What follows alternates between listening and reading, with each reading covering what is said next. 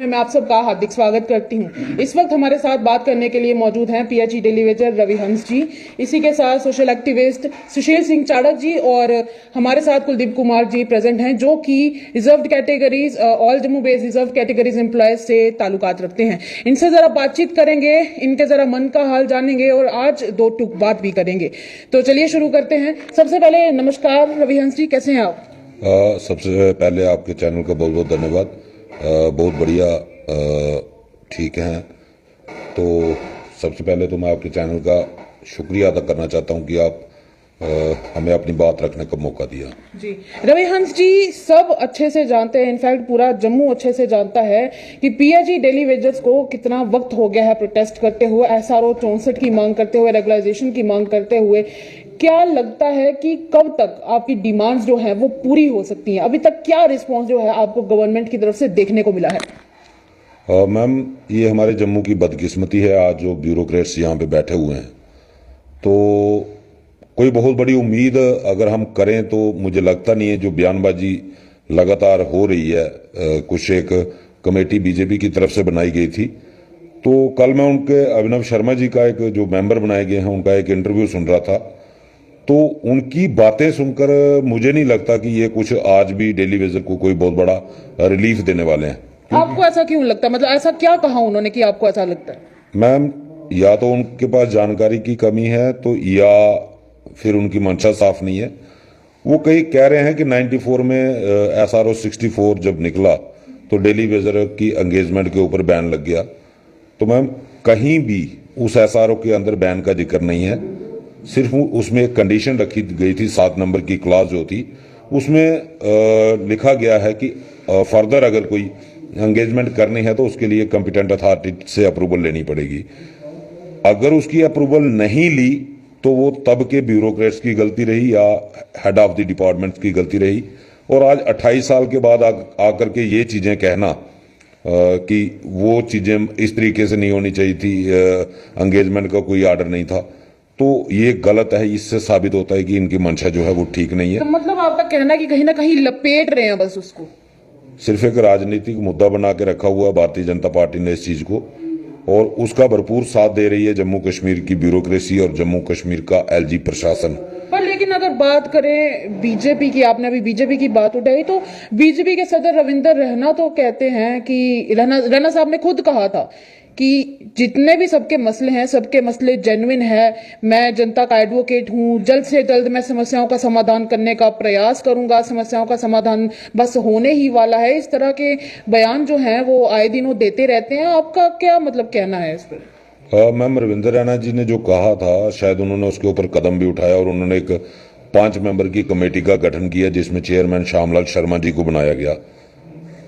आप इस कमेटी के 5 मेंबर हैं, जिसमें मनकोटिया जी हैं, अभिनव शर्मा जी हैं, श्यामलाल चौधरी जी हैं, हाँ। श्यामलाल शर्मा जी हैं, शक्ति परिहार जी हैं। हाँ। आप अगर इनके पांचों के बयानों को अगर देखें तो आपको इसी में अंतर नजर आएगा कि इन सब की एक राय नहीं है। श्यामलाल शर्मा जी मानते हैं इस चीज को कि सारा कुछ जो ये 61,011 डेली वेजर हैं वो ऑथेंटिक डेली वेजर है और टाइम से टाइम सरकारों ने उसको ऑथेंटिक किया हुआ है। अभिनव शर्मा जी कहते हैं ये कानूनी दौपेच है जी, ये उस वक्त अपॉइंटमेंट नहीं हो सकती थी, ये बैन लगा हुआ था। सच्चाई है, बैन था ही नहीं। बैन लगा 2001 में।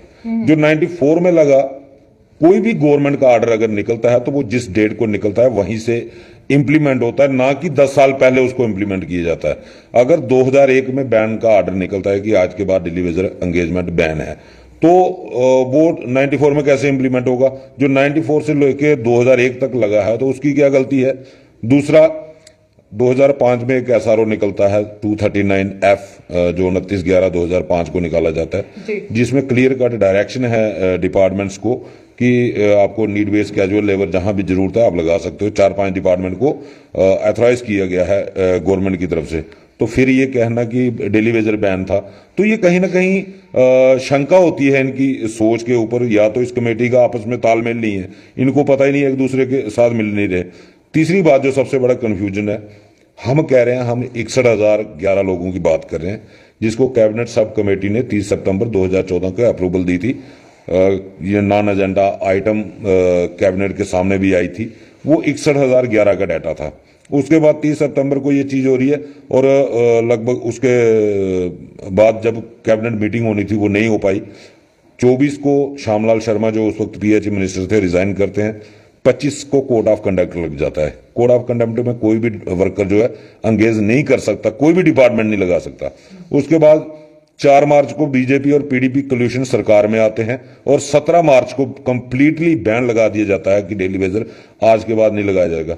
मुझे ये बताएं कि 13 दिन के अंदर 40,000 भर्ती कहां से आ गई, और अगर वो 40,000 बढ़ा वो कैसे बढ़ा। और अभिनव शर्मा जी बात कर रहे हैं कि हम 1,05,000 1,04,000 की डाटा कलेक्ट कर रहे हैं, जब डाटा ऑलरेडी सारा कुछ श्यामलाल शर्मा जी जो कमेटी के चेयरमैन हैं उनके पास पड़ा हुआ है।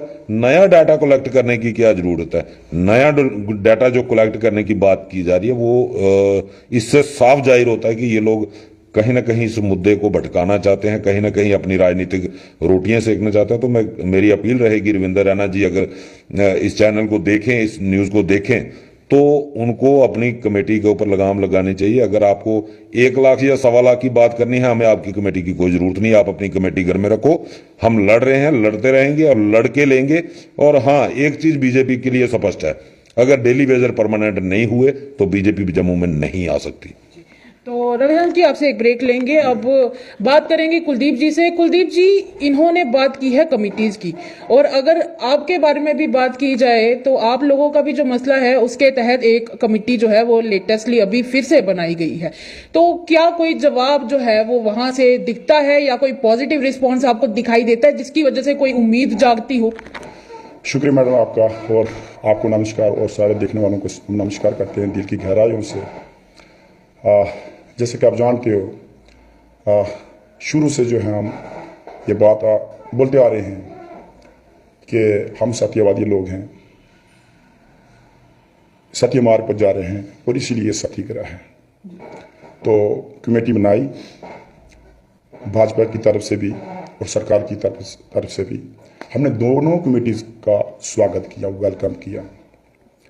तो बहरहाल जब भाजपा बीच में आए, उन्होंने एज ए इंटरमीडिएटर उन्होंने काम किया कि हमारी बातचीत जो है और सरकार तक पहुंच सके और अच्छे तरीके से पहुंच सके। तो हमने भाजपा की तरफ से जो कमेटी बनाई गई तो उसका स्वागत किया दिल की गहराइयों से, क्योंकि एक पहली बार उम्मीद जागी कि हिंदुस्तान का सबसे बड़ा दल था, पार्टी थी। तो उन्होंने जब इंटरफेयर किया इसमें, वो आए तो हमारे बीच में भी वो पहुंचे, तो उन्होंने वचन भी दिए। जी हाँ, इनफैक्ट उन्होंने कहा था कि करवा चौथ आने से पहले पहले इस समस्या का समाधान मैं करवाऊंगा। जी, वो उन्होंने वचन भी दिए। हाँ, वचन भी दिए कि आपकी जो सैलरीज हैं 4-4, 5-5 महीने की, वो जो विदहेल्ड है उनको भी बहाल किया जाएगा।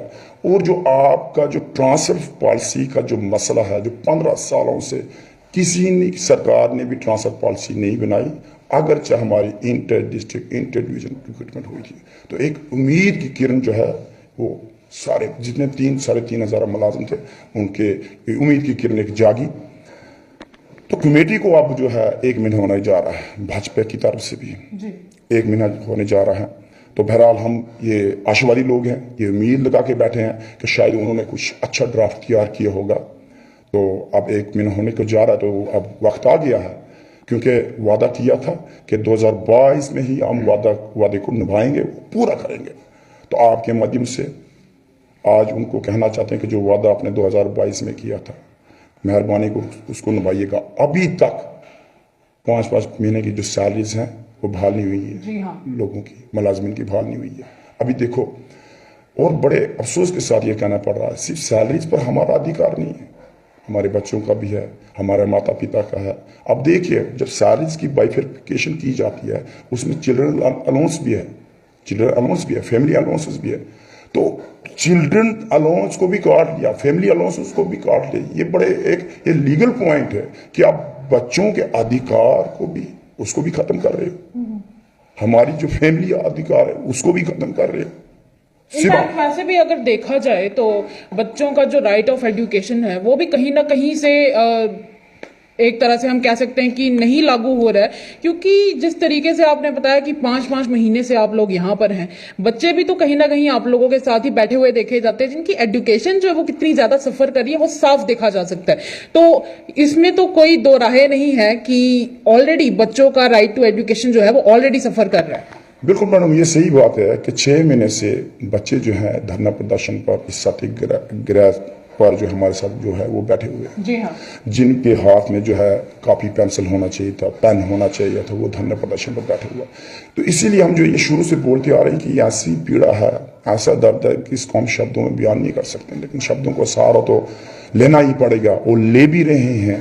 तो ट्रांसफर पॉलिसी हमें पता है कि हमें ये हमारा राइट है और सब ने इसको जस्टिफाई किया है, एलजी साहब की तरफ से, अमित शाह जी की तरफ से, मोदी जी की तरफ से भी, भाजपा जो बड़ा राजनीतिक दल है उनकी तरफ से।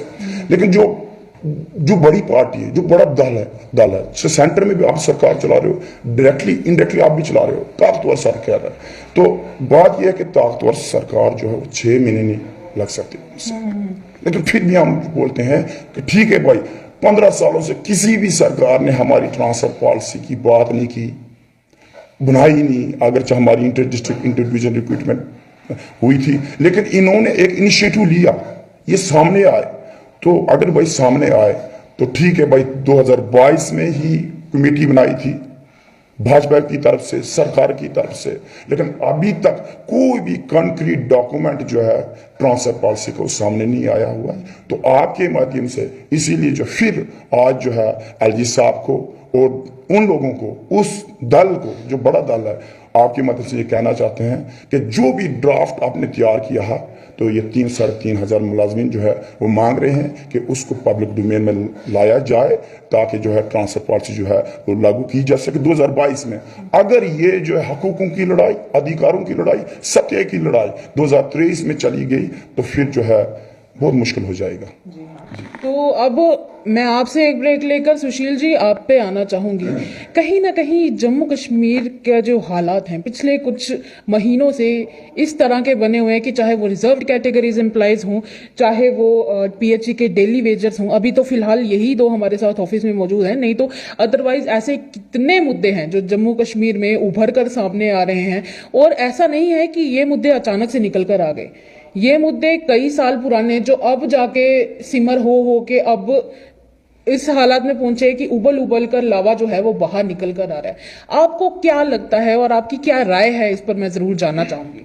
हम देखिए कि जम्मू में जैसे जद्दोजहद कर रहे हैं पीएचई वाले, और हमारे जैसे अभी रिजर्व कैटेगरी के भाई साहब अभी बात कर रहे थे, ये 6 महीने से सरकार के साथ बातचीत करने का एक इन्होंने जरिया स्टार्ट करा है भाजपा की तरफ से। जैसे कि मैंने दोनों डिपार्टमेंट्स के अधिकारियों से बात करते इनके मुंह से सुना कि भाजपा एक ऐसा सेंटर में वकील बन के काम कर रही है सरकार से। तो मैं समझता हूं कि ये जो वकील है वो करप्ट वकील तो नहीं चुन लिए इन्होंने। कुछ ऐसे होते हैं ना कि वकील आपके होते हैं बट इंस्ट्रक्शन कहीं और से मिल रही होती हैं। तो क्या है कि भाजपा इनके साथ है, वो सिर्फ वोटों की राजनीति कर रही है। जैसे मुझे लगता है कि ये सिर्फ वोट इकट्ठा करने की सोच रहे हैं कि जब इलेक्शन नजदीक आएंगे तब हम इनको कुछ देंगे। इनके अंदर कैलिबर है, तो ये इनकी मुश्किलात को प्रायोरिटीज पे रखे। पीएचई पिछले 20-25 साल से मैं हंस साहब से पूछना चाहूंगा, हंस साहब ये आपकी लड़ाई कब से चल रही है? 94 से 28 साल हो गए जी। अब ये भाई साहब 6 महीने से लड़ रहे हैं। अब इनको भी डर है कि इनको तो 28 साल हो गए लड़ते लड़ते, इनको ना लग जाए कहीं 28 साल। इन्होंने जैसे बात किया, सेंटर में भाजपा की सरकार है, उनके हाथों में सारी चीजें हैं, तो उन्हीं को देखना है कि जैसे रिजर्व भाई साहब बोल रहे हैं कि हमें ट्रांसफर्स नहीं होता है, इन्हें कहीं एक जगह रख दिया जाता है। तो हर एक का हक है, अधिकार है ना। हर एक को अधिकार है कि उसकी ट्रांसफर हो 5 महीने के बाद, 6 महीने के बाद। इनफैक्ट अपने घर जाना तो हर कोई डिजर्व बिल्कुल डिजर्व करता है। कि देखिए इन्होंने जैसे बात की भाजपा, अब हर एक के मुंह पे भाजपा चढ़ी हुई है, क्योंकि कुछ लोगों को, हमारे डिपार्टमेंट्स के लोगों को उन पे विश्वास है। जैसे रविंदर रैना जी बोलते हैं कि आऊं बैठे था, चिंता नहीं करनी, चिंता नहीं करनी। घर में रोटी होगी तो ताली बजती है जी। एनर्जी किससे मिलती है? खाना खाने से मिलेगी। इन भाई साहब को 6 महीने से सैलरी नहीं मिली। भाजपा वाले तो इनको आगे रोटी नहीं दे रहे। इनफैक्ट इनसे तो जब बातचीत हुई थी हमारी आखिरी बार, तब इनका कहना था, कई सारे मतलब डिजर्व कैटेगरीज के ऐसे एम्प्लॉयज थे जिनका कहना था कि मैम हमारी सेविंग्स तक खत्म होने को आई है। हम 6 महीने में एक एम्प्लॉय है, ईमानदार एम्प्लॉय है, वो बेचारा 1 महीना सर्व करने के लिए मुश्किल हो जाती है। अब जैसे इन्होंने बच्चों की बात करी, स्कूल में जाना है, ट्रांसपोर्ट देनी है, फीस देनी है, बुक्स लेके देनी है, नोटबुक्स लेके देनी है, वो कहां से आएंगी? बेसिक चीजें बातें करने से तो आएंगी नहीं। क्या हूं बैठे ना, चिंता नहीं करनी। अब जैसे पीएचई भाई साहब की बात कर रहे हैं, इनफैक्ट पीएचई वालों की अगर बातचीत की जाए, इनके साथ भी हमारी बातचीत हुई थी एक बार, तो एक डेली वेजर ऐसे भी थे जिनका कहना था कि मेरे घर की जो दवाइयों का खर्चा है वो भी मैं कर्ज लेके निकाल रहा हूं। मैडम बात आके यहीं पे खत्म होती है। हर एक को घर चलाने के लिए पैसे की जरूरत होती है। अब ये मुलाजमत लगे हुए हैं, इनकी सैलरीज क्या दे रही है हमारी यूनियन टेरिटरी? अब जैसे जम्मू कश्मीर को यूनियन टेरिटरी का दर्जा दिया इन्होंने, बोलते हैं ना स्टेट तोड़ के, तो हमें छोटी सी एक इन्होंने यूनियन टेरिटरी बनाया। चलो माना इन्होंने हमें 370 तोड़ी तो इन्होंने हमें यूनियन टेरिटरी दे दी। यूनियन टेरिटरी देगी, इनको हक भी तो वैसे दो। अब बोलते हैं जी दिल्ली की तरह बन गए, चंडीगढ़ की तरह बन गए। कैसे बन गए जी? इनको हक दो। अब डेली वेजर बेचारा 9,000 रुपया ले रहा है। पहले 600 रुपीज इनकी सैलरी हुआ करती थी, उससे पहले इनकी 700 रुपये महीना सैलरी हुआ करती थी, फिर 3300 हुई। यार देखो, ब्यूरोक्रेसी सब कुछ करता है जी। जो पॉलिटिशियन लोग बैठे होते हैं ना, वो अनपढ़ होते हैं जी। उनको लोगों ने वोट दिया, कुर्सी देते हैं। पढ़े लिखे भी होंगे। पढ़े लिखे तो होते ही हैं मैम, पढ़े लिखे होते तो इनकी ये हालत नहीं होती। जो दो डिपार्टमेंट्स बैठे हुए हैं, ये भी तो बेचारे मेहनत करके बैठे हुए हैं ना, सुबह से लेकर शाम तक ये काम करते हैं, उनको भत्ता नहीं मिलता है, तो क्या करेंगे जी? अब मेरी बात सुनिए, मैं किसी स्कूल में एक टीचर का काम करता हूं एग्जाम्पल के तौर पे, तो वहां पे मुझे वो सैलरी नहीं देंगे। मुझे सैलरी नहीं देंगे, 1 महीना पढ़ा लूंगा, 2 महीना पढ़ा लूंगा, तीसरे महीने बोलूंगा छोड़ो पढ़े। एक तो मेरे को सैलरी नहीं दे रहे और मैं इनके डिपार्टमेंट में काम कर रहा हूं। इनको देखो, पीएचई वालों को देखो जी, 28 साल हो गए मैडम, इनका बकाया बैलेंस इनको नहीं मिला, ना इनको रेगुलर पॉलिसी दे रहे हैं। आज कोई भी आता नहीं, हाँ जी आज हम 5 बंदों की कमेटी बना रहे हैं, 10 दिन पहले 10 बंदों की कमेटी। और कमेटियों को फूकना है, आग लगानी है कमेटियों को। हमने कमेटियों से सब कुछ होता तो हम कमेटियां बना बना के इनका हल ढूंढते, इनका हल नहीं निकला। कमेटियां ऐसे मत बनाओ, पॉलिटिकल लोग कमेटियां बनाएंगे, अपने वोट बैंक की राजनीति कर रहे हैं। गवर्नर साहब, इस वीडियो को आप देख रहे हैं तो आप अपने अधिकारियों की कमेटी बनाओ ना। जो पहले आपने अपने अधिकारियों की कमेटी बनाई, इनके चीफ अपने जो इंजीनियर है उनकी कमेटी बनाई, वो कहां गए डेटा? सुशील जी, इनफैक्ट अब आपने एलजी साहब की बात जैसे छेड़ ही दी है। एक तरफ रविंदर रैना जी कहते हैं कि एलजी साहब तो हमारे अपने ही हैं। ठीक है, मेरी बात सुनिए, वो उनके अपने कैसे हो गए? एलजी तो हम सब लोगों के हैं। एक गवर्नमेंट एम्प्लॉयज होता है। अब जैसे ये मेरे भाई साहब हैं, ये एक बंदे के नहीं है, we are government servant. Government जो है वो हमारी नौकर है, आपकी नौकर है। वो हमारे काम करने के लिए बनाया गया। हमें उनको इसलिए सैलरी देते हैं। जो हम टैक्स देते हैं उनको सैलरीज के रूप में देना होता है। अब देखो, ये काम नहीं कर रहे, आपके सामने पानी नहीं पीते आप।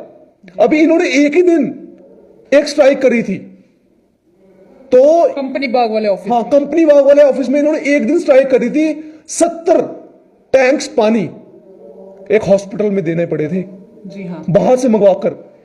अभी ये हिंसा नहीं कर रहे, ये बड़े प्यार से प्रोटेस्ट कर रहे हैं, थालियां बजा रहे हैं, कपड़े खोल रहे हैं, अपने आप को रो रहे हैं मैम। जी हाँ।